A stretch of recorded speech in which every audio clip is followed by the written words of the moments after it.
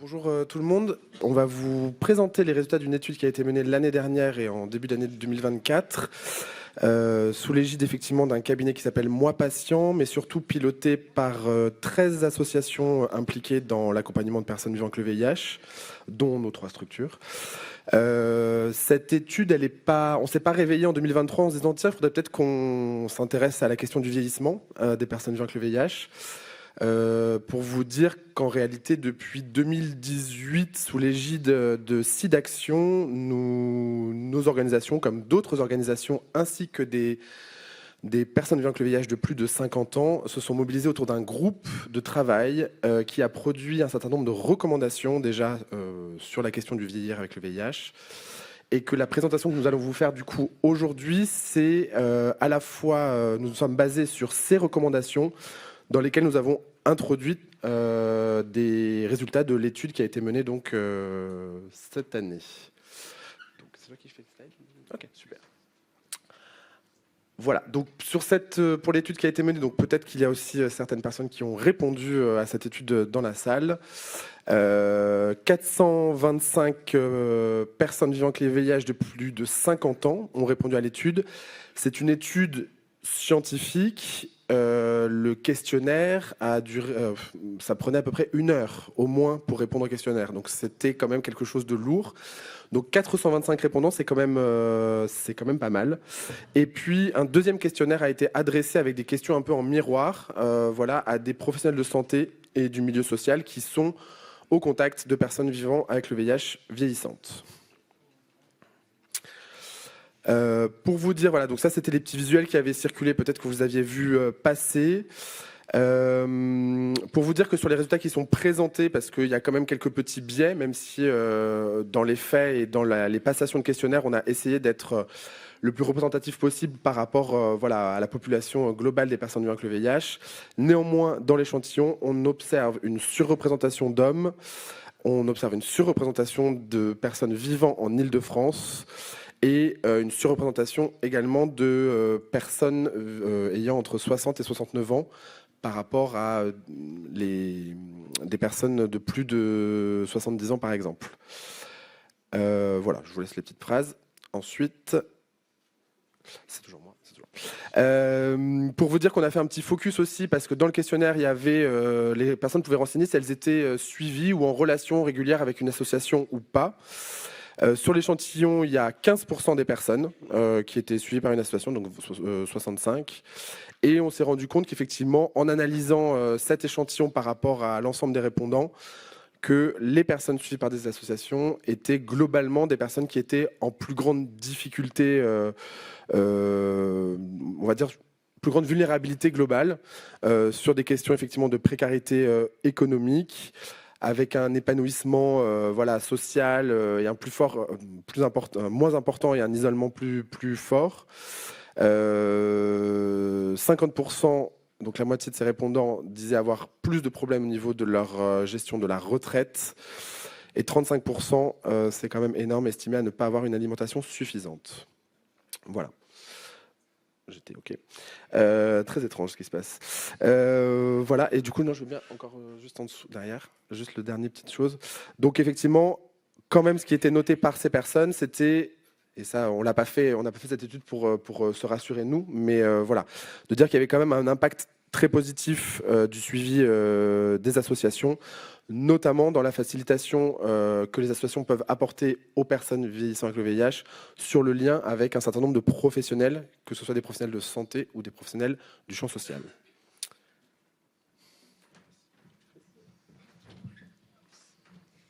Alors, moi, je vais vous présenter donc les slides suivantes. Donc, il y avait un aspect sur prévention et identification des comorbidités et des fragilités.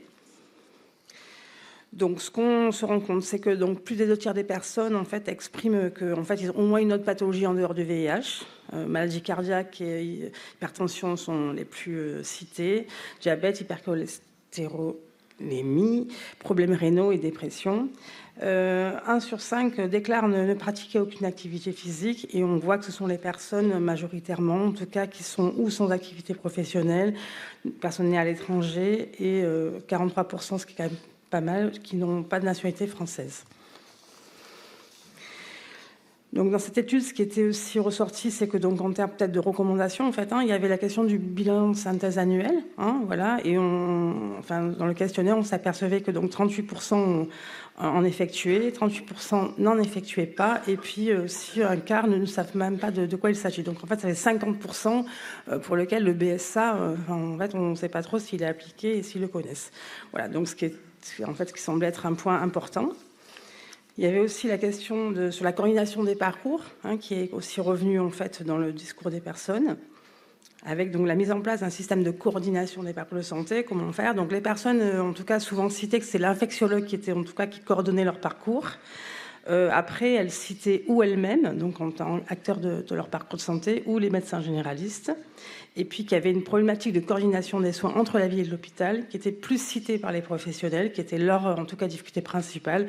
Et pour les personnes, ça arrivait en 3e position.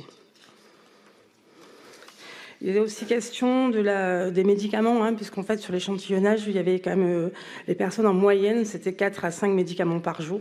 Voilà, pour le VIH et les autres pathologies. Et donc, du coup, c'était questionné sur la question de comment, en tout cas, le pharmacien pouvait aussi être impliqué dans ce parcours de soins en termes de coordination des parcours.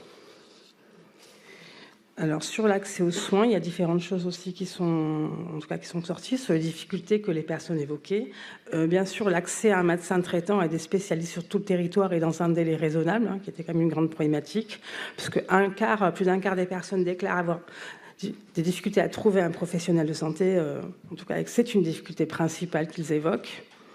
La question après aussi sur l'accès aux soins, c'est le manque de temps, en tout cas la disponibilité des professionnels. On l'a déjà évoqué sur les consultations, en tout cas aux hôpitaux, qui sont des fois très réduites.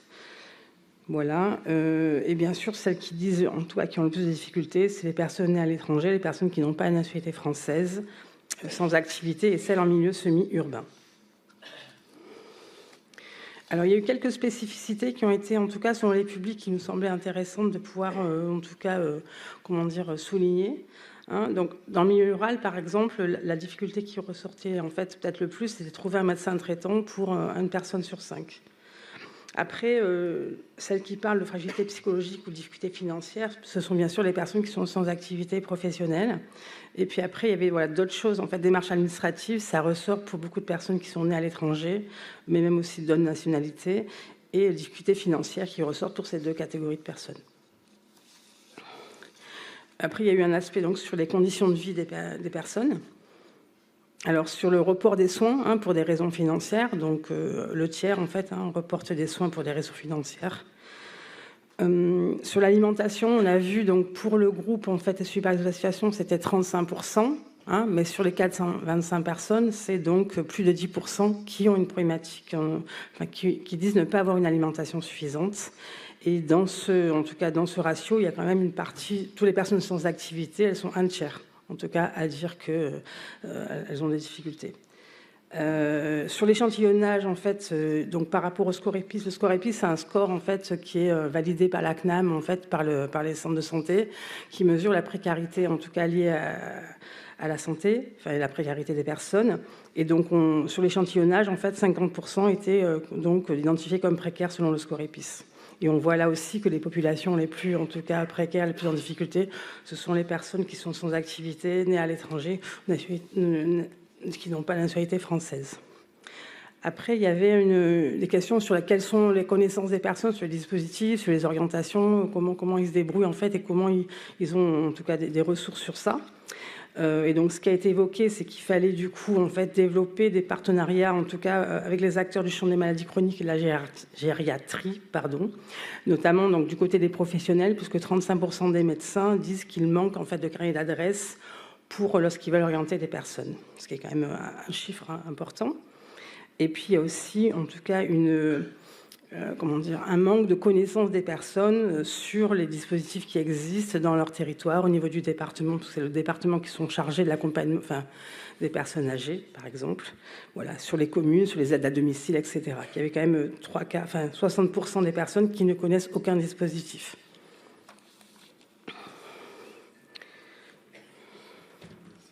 Je je reprends la main.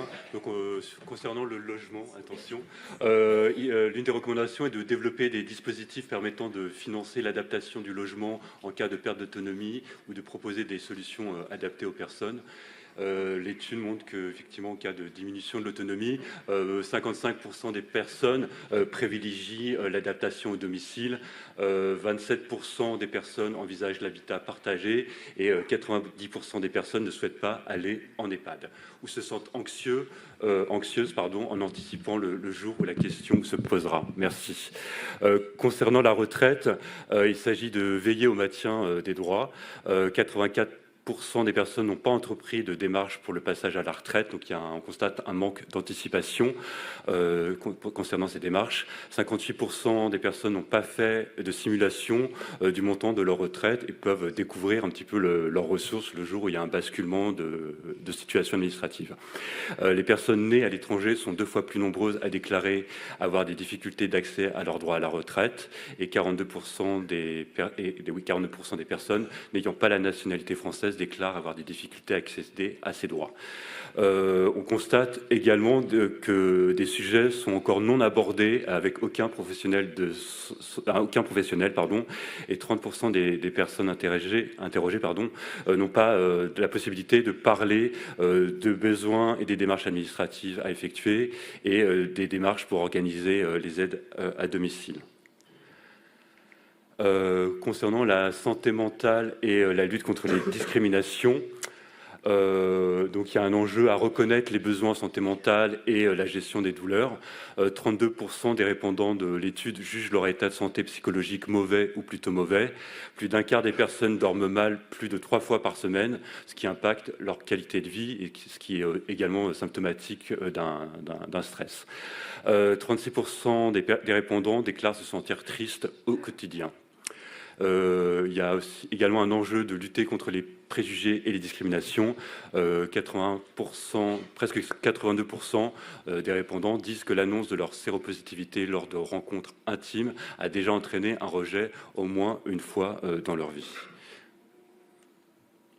Donc, concernant la vie sociale et affective, il y a un enjeu à oser parler de vie sociale, affective et sexuelle et de plaisir pour les personnes vivant avec le VIH de plus de 50 ans et les autres aussi. Presque 60% des personnes estiment leur vie sociale pas peu ou moyennement épanouie, ce qui est assez conséquent. Et on retrouve effectivement une prédominance des personnes sans activité ou nées à l'étranger ou n'ayant pas la nationalité française. Plus de la moitié des personnes considèrent leur vie sexuelle et affective comme pas ou peu épanouie et celle-ci ne leur convient pas. Parmi les sujets non abordés avec aucun professionnel de santé, on retrouve la question de la discrimination et de la stigmatisation, la question de l'isolement social, des violences sexuelles et de la vie sociale. Je te laisse reprendre la main pour la synthèse. Ouais, une petite synthèse qui permettra aussi aux personnes qui vont parler après de rebondir. Donc voilà, sur cette étude, comme vous l'avez compris, il y a un enjeu de prévention et de dépistage des comorbidités. Voilà, et de manière générale, d'identifier les fragilités et la prise en compte de la polymédication. La coordination des parcours, je pense qu'on en a déjà pas mal discuté dans les ateliers aussi hier, les difficultés importantes à accéder à des professionnels de santé, en milieu rural particulièrement, mais pas que, les conditions matérielles qui sont marquées par des situations de précarité, renforcées sur les plus de 50 ans, le manque de connaissances sur les dispositifs et les activités existantes et toutes les possibilités d'orientation. Voilà, donc avec un très faible pourcentage des personnes qui étaient déjà suivies par des associations et qui n'avaient pas accès de fait aux possibilités d'orientation. Des besoins en santé mentale qui sont importants, voilà, plus que sur la population générale. Une vie sociale, affective et sexuelle qui est peu satisfaisante, voilà, mais qui n'est jamais discutée, enfin peu ou pas discutée avec des professionnels. Et une volonté d'un maintien à domicile ou d'imaginer de nouvelles formes d'habitat partagé, voilà, mais aussi avec une faible connaissance de ces dispositifs. Et puis, voilà, un passage à la retraite qui est très peu anticipé et souvent douloureux sous beaucoup d'aspects. Je conclus juste pour vous dire que si jamais vous êtes intéressé par la dynamique qui se crée autour du vieillir avec le VIH, ne pas hésiter à venir nous voir. En fait, voilà, nous les membres du groupe SIDAction Vivre avec, pour voir si voilà, vous voulez recevoir les recommandations déjà qui ont été faites et voir comment vous avez envie de vous impliquer dans cette dynamique. Merci.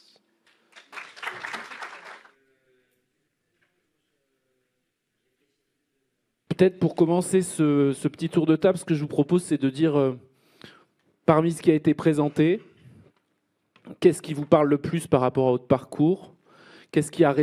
Dans les résultats qui ont été présentés, quels sont ceux qui résonnent le plus par rapport à votre vécu, etc. Par exemple, peut-être Pascal, pour commencer. Bonjour à tous, je suis présidente d'AC-SIDA sur Nice Côte d'Azur. Et voilà, je vais vous raconter un peu mon histoire. J'étais contaminée en 83, dépistée en 85. Et effectivement, j'ai vécu tout ce parcours, répondu à cette enquête. Je trouvais dommage que les infectiologues et les Corévis aient moins joué le jeu parce qu'ils n'ont pas le temps. Et souvent, moi, je l'ai transmis aux infectiologues. Et donc, il faudrait continuer à le diffuser. Alors, sur les résultats, bien entendu, c'est alarmant, quoi. Sur le bilan annuel, personne n'est au courant et il faut vraiment insister pour le faire parce que, notamment avec l'époque Covid, ça a été un peu mis de côté. Et finalement, à la sortie, si les gens n'insistent pas, il y a des cancers, il y a des choses qui apparaissent qui n'étaient pas connues. Et donc, je vous conseille d'insister auprès de votre infectiologue et d'essayer de faire équipe avec. C'est difficile, hein, souvent, mais il ne faut pas hésiter. Même s'ils n'ont pas le temps, comme pour remplir les dossiers MDPH, où maintenant ils attribuent 1 heure en cabinet de ville, mais ça reste pas évident. Moi, j'ai des appels, beaucoup de femmes, bien entendu, et c'est un peu la cata pour les dossiers retraite. Je l'ai vécu moi-même, c'était une grosse galère. Et franchement, je vous conseille de vous rapprocher d'une assistante sociale. Hospitalière, elles n'ont pas souvent le temps, mais et il faut vous faire aussi aider par un psychologue. Alors moi, je dirais pas psychiatre, mais plutôt psychologue, pour le bien-être, pour la qualité de vie, parce que ce qui ressort dans cette enquête beaucoup, c'est l'isolement. Et l'isolement, il faut avoir aussi toutes ces aides à domicile qui sont possibles et essayer de se faire aider au mieux, parce que voilà, 40 ans après, on a quand même des résultats qui sont effrayants. Voilà. Sur d'un point de vue plus personnel, est-ce qu'il y a des choses, des résultats dans lesquels tu te retrouves plus particulièrement ? Je me retrouve beaucoup dans l'isolement, même si je suis militante. Et c'est vrai que tout le monde ne se rapproche pas des associations parce que souvent c'est très ciblé et pas toujours. Les patients ne se reconnaissent pas toujours pour aller vers. Donc, puis le aller vers la ville, c'est un peu difficile parce que on retombe sur les cliniques n'utilisent pas les mêmes programmes médicaux, donc tout le monde ne sait pas parler de son historique médical.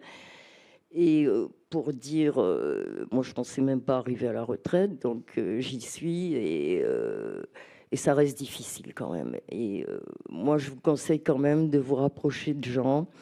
On a le choix ici, il y a plein de personnes qui peuvent peut-être répondre à vos soucis pour avoir une qualité de vie, parce qu'on en parle, la qualité de vie, il faut bien manger, etc. Après, on a dit ça vite fait, et tout le monde est dans des difficultés, ou la plupart financières. Et moi, dans cette étude, j'étais pas trop surprise des chiffres, mais on a bien bossé dessus avec Action Traitement et un petit peu tout le monde, et par ailleurs sur un collectif de femmes. Et vraiment, j'incite les femmes à se manifester et à se rapprocher, parce qu'on est un petit peu sur le bord du chemin et il ne faut pas qu'on soit invisibilisé avec tout ce qui se passe, les centres d'observation régionale et cette santé sexuelle qui nous a un petit peu étouffés. Et ça ne veut pas dire qu'on est contre, hein, mais c'est vrai que le problème aujourd'hui, c'est tout ce qu'il y a comme pathologie à côté, et c'est difficile de se faire suivre en clinique ou en ville. Aller vers la ville, c'est bien, mais il faut que la ville suive. Voilà. Merci Pascal. Damien, peut-être pour prendre la suite sur comment les résultats de l'enquête ont résonné sur toi et peut-être sur des aspects plus personnels. Merci.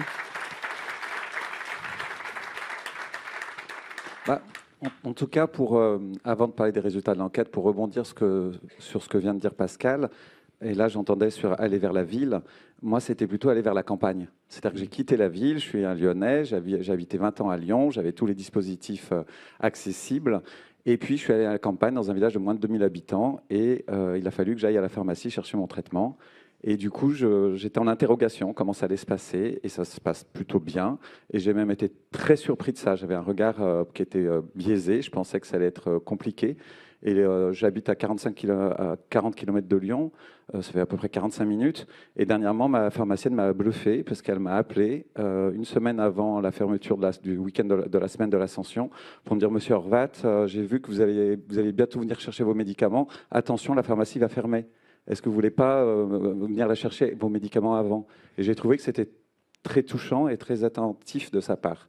Maintenant, au niveau de la retraite et du vieillissement, comme je l'ai dit hier, j'ai été contaminé en 93, j'avais 22 ans. Du coup, j'ai perdu un tout petit peu de temps dans la construction de mes études. En tout cas, je ne sais pas comment j'ai réussi à rebondir, ça fait partie de mon histoire. Je n'ai jamais réussi à comprendre comment j'ai trouvé la force de me dire, en fait, j'ai décidé que le VIH ne m'aura pas. Même si je savais que j'allais mourir, j'ai décidé que les 8 ans qui me restaient à vivre, j'allais vivre normalement. Et donc, j'ai continué à vivre à peu près normalement pendant 8 ans, entre guillemets, normalement, parce que quand je voyais des personnes âgées dans la rue, je me disais, en fait, je ne serai jamais une personne âgée. Et maintenant, je commence à vieillir et je me dis, tiens, tu vas devenir une personne âgée. C'est un peu bizarre de se dire que, alors je ne m'étais pas projeté là-dedans. Et en attendant, j'ai réussi, et c'est là où je vois la différence avec l'enquête. J'ai réussi à continuer mes études. Pourquoi j'ai repris mes études alors que j'allais mourir? J'ai aucune idée pourquoi je l'ai fait. Je l'ai fait par rapport à ce que je viens de dire, que je voulais pas que le VIH m'arrête de vivre. Et donc j'ai repris mes études. Et je faisais mes études alors que je savais que j'allais mourir. Et grâce à ça, j'ai pu avoir une insertion professionnelle, ce qui n'est pas le cas des autres. Et en interrogeant mon infectiologue vendredi dernier sur le vieillissement, je lui ai demandé quel est votre point de vue. Et là, il m'a parlé de toutes ces personnes qui avaient eu une coupure, qui du coup avaient arrêté de travailler, qui n'avaient pas fait de formation et qui se retrouvaient dans une précarité terrible parce que du coup, le passage à la retraite est compliqué parce qu'il y a une absence de revenus suffisants. Et ça met en lumière toute cette précarité issue de comment ça a cassé le développement personnel et professionnel. Donc, voilà pour ma part ce que ça me fait vivre un peu, en tout cas pour un premier retour. Merci Damien. Corinne, une première réaction peut-être sur... soit en rebondissant sur ce qu'ont dit Pascal et Damien, soit à partir des résultats et par rapport à ton... Bonjour déjà. Bonjour. Moi, ce qui ressort plus particulièrement de cette étude et qui est un peu effrayant, je trouve, c'est le bilan de santé annuel. Voilà, de comme savoir qu'il y a une grande partie de la population qui ne sait pas que ça existe. Les conditions surtout dans lesquelles il est réalisé aujourd'hui est particulièrement difficile. Et quelque chose qui, pour moi, manque dans cette étude aussi, alors, bon, je l'ai déjà dit, mais la coordination des soins, c'est compliqué, déjà. Et ensuite, sur certains professionnels de santé, et notamment la médecine interne, par exemple. Moi, je trouve que la coordination des soins, dans le parcours de soins, si on veut appeler le parcours de soins, normalement, il devrait être fait par le médecin traitant ou la médecin traitant. En l'occurrence, c'est pas le cas. C'est ce qui est écrit dans les textes en plus. C'est écrit dans les textes, sauf qu'il faut vraiment avoir un dialogue et un travail d'équipe, comme disait Pascal. Moi, je suis de la génération, j'étais contaminée. Enfin, on m'a annoncé ma séropositivité en 87, mais probablement j'ai été contaminée un petit peu avant. Mais pour moi, toute la génération des infectiologues qui sont partis à la retraite et d'autres qui vont partir, ça a été un vrai travail d'équipe. Et ce que je dis souvent sur le vieillissement, c'est qu'il faudrait que ce soit la même chose aujourd'hui, en réalité. C'est-à-dire qu'on a le sentiment qu'il y a une part, pas de déni, je dirais pas ça comme ça, mais vous allez bien, vous avez une charge virale indétectable, donc en gros, tout va bien. Ben non, tout ne va pas bien parce qu'on a une charge virale indétectable. Non, on vit pas comme tout le monde. Non, on vieillit pas comme tout le monde. Et que ce discours de banalisation invisibilise et nous invisibilise par rapport à ce qu'on vit réellement au quotidien. La précarité économique ne me surprend pas. Moi, je suis travailleuse sociale communautaire et j'y tiens. Donc, dans mon identité, parce que j'ai toujours fait de l'accès aux droits sociaux, santé, les tout premiers dossiers AH à l'époque, quand on a pu l'obtenir en 93, j'ai jamais cessé d'en faire. Et là aussi, on rencontre des difficultés parce qu'il y a des médecins qui refusent de remplir les certificats, ce qui est absolument pas normal. Voilà. Et aussi, quelque chose qui n'apparaît pas, à mon sens, dans l'étude, c'est tout ce qui est SSR. Soins de suite et de réadaptation. Exactement, soins de suite et réadaptation, prise en charge de la douleur chronique sur certaines spécificités, des syndromes douloureux inexpliqués, c'est ce que moi je traverse en l'occurrence, et on est confronté systématiquement, malgré des dossiers béton, à faire des demandes à des refus systématiques. Alors qu'il y a même la charte Romain-Jacob, par exemple, même si elle a des défauts, cette charte, elle permet, en tout cas en hôpital, d'avoir une évaluation de la douleur pour toutes les personnes handicapées. Et malheureusement, c'est pas fait. Et si vous mettez VIH sur une demande SSR, vous êtes sûr que vous avez 15 refus à l'affilée, quoi. Donc c'est juste pas possible. Et après, pour dire, moi, j'en ai pas l'air, je suis un peu fatiguée ce matin. Mais c'est la danse d'hier soir. Ouais, c'est la danse d'hier soir. Mais je pense à plein de gens aussi. Moi aussi, je pensais que j'allais pas vivre en 87. Moi, je suis une fille de banlieue. Comme je dis souvent, je suis ex-ossico. Je suis prolo et fière de l'être. Mais en tout cas, je pense que la question des droits, elle est primordiale dans la question du vieillir avec le VIH. La question de la retraite. Alors moi, contrairement à ce qui a été dit, j'ai énormément de mal à me projeter sur la retraite. Ça, c'est quelque chose, j'ai jamais pu le faire. Ni me projeter à 1 an, 2 ans, 3 ans, 4 ans. Je suis incapable de me projeter. Je vis vraiment au jour le jour. C'est mon mode de vie. J'arrive à me projeter sur 6 mois. Mais pas plus, j'arrive pas. Et ensuite, je pensais même pas être là aujourd'hui, puisque j'étais opérée d'un cancer en décembre à vitesse grand V, on va dire. Et là encore, par exemple, sur pour faire un petit focus là-dessus, sur les prises en charge, par exemple, post-opératoire, moi, ça fait 6 mois que j'attends de la rééduque, quoi. Je bataille de dingo pour enfin avoir une pseudo-rééduque le 19 juin. Donc, c'est un vrai combat de tous les jours. Et les associations, elles ont chacune leur identité, chacune leur histoire. Et il faut effectivement encourager les personnes qui sont un petit peu isolées ou qui ne peuvent pas, en tout cas toutes seules, faire valoir leurs droits. Venez à Paris, il y a la permanence des droits sociaux, venez nous voir. Voilà, on a beaucoup de situations extrêmement difficiles, mais soyez pas seuls. Et si j'ai un conseil à donner aussi, c'est, par exemple, moi sur l'infectiologue, je me suis battue, là j'ai obtenu gain de cause sur 2 ans, parce qu'effectivement 2 suivis par an, c'est pas possible. Moi, j'ai demandé à avoir 4 suivis par an. C'est-à-dire que j'ai 2 infectiologues et je les vois tous les 3 mois maintenant dans le cadre du vieillir avec. C'est des petites techniques, c'est des petites choses, mais il faut les demander, il faut se battre, et ça demande beaucoup d'énergie, c'est un peu épuisant parfois, c'est chronophage, mais il faut absolument le faire. Voilà. Merci Corinne. On va passer la parole à Joseph. Alors, comment ça résonne tout ça sur ton parcours? Alors, bonjour tout le monde. Comment ça résonne? Alors, d'abord, cette étude, moi, j'ai décidé de le remplir. Souvent, je suis dans une posture, ça c'est aussi le côté un peu militant, engagé dans l'association contre le sida. On s'équipe plus des autres que de soi. Et j'ai toujours eu le sentiment d'être un peu le cordonnier mal chaussé. C'est la raison pour laquelle, d'ailleurs, je suis plutôt dans un confort de participant sur ce temps. Donc, je le remplis, même si j'ai aussi eu l'opportunité de le faire remplir par des personnes que j'avais eues dans un temps de travail autour de la disance. Donc, j'ai fait un peu le deux. Mais depuis 2 ans, j'ai décidé de faire un peu plus attention à moi et de prendre soin de moi. 2 ans, parce que il y a 2 ans que j'ai eu 60 ans. Donc, du coup, ça a été aussi une forme de surprise d'atteindre cet âge-là. Et j'ai eu le sentiment, finalement, d'avoir livré une bataille que j'ai gagnée. Et puis, donc, le VIH est devenu un peu quelque chose que j'ai mis de côté, mais en même temps, oui, c'est le vieillissement qui s'invite avec de comorbidités ou, après avoir allégé le traitement, avoir juste un cachet par jour et revenir à 12 cachets.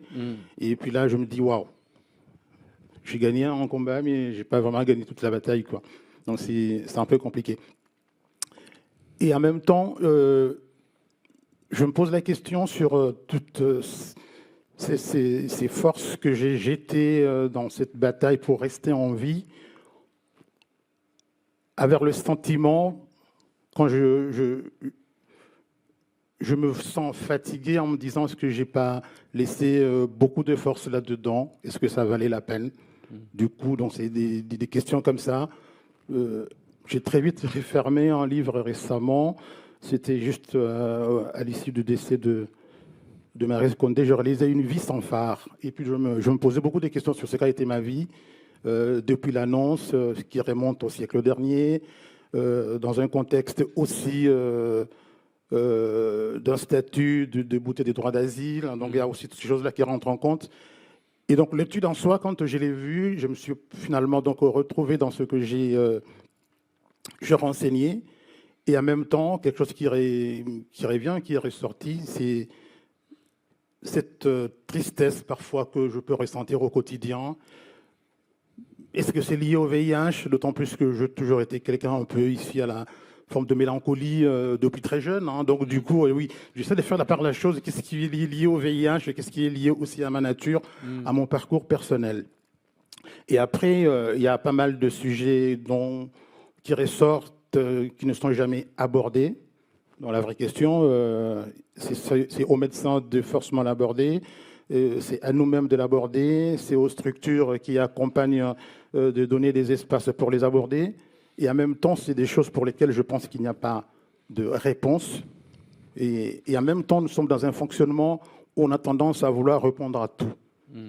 Est-ce que parfois les réponses, c'est tout simplement donner des espaces et du temps où on peut dire ces choses-là? Parce qu'on sait qu'il n'y a pas de réponse, mais le dire, c'est peut-être aussi une façon peut-être d'alléger un peu le fardeau.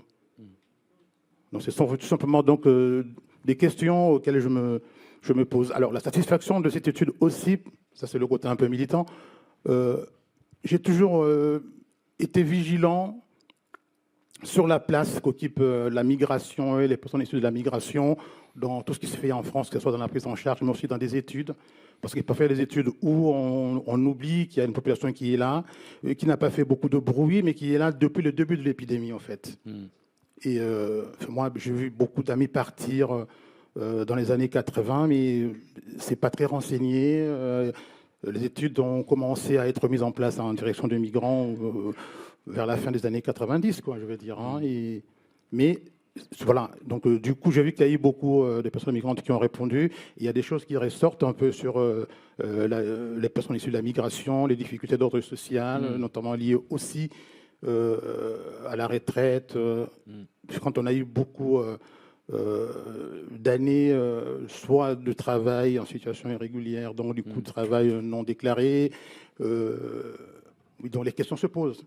Mais en même temps, comme disait Corinne, hein, donc je ne me suis pas beaucoup projeté en me disant ça s'arrêtera là ou ça s'arrêtera. Mais la question que je me pose au jour d'aujourd'hui, j'ai le sentiment, on dit toujours que la vie est un combat et on parle de la lutte contre les États. Donc on est dans une bataille et je commence à comprendre ce qu'on appelle un combat de trop. Je me dis quand est-ce que je vais, est-ce qu'il y a une solution pour... s'il y a une méthode pour apprendre aux gens de raccrocher les gants. Voilà, comment on arrête, quoi.